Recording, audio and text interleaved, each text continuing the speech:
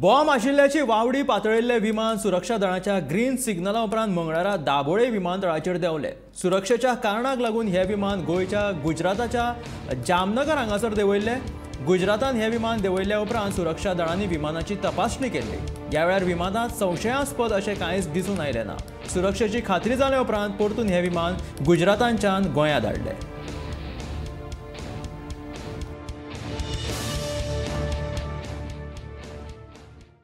Bomb threat के चलते Jamnagar divert की गई थी।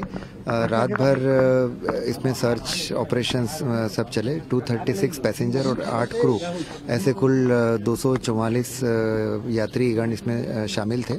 उन लोगों को सबको फ्लाइट से बाहर निकाल कर पुलिस की टीम, एनएसजी कमांडोज और इनकी टीम के द्वारा फुल सर्च ऑपरेशंस किया गया। एंड बॉम्ब BDDS स्क्वाड था, सभी के द्वारा जो है चेकिंग अच्छे से की गई।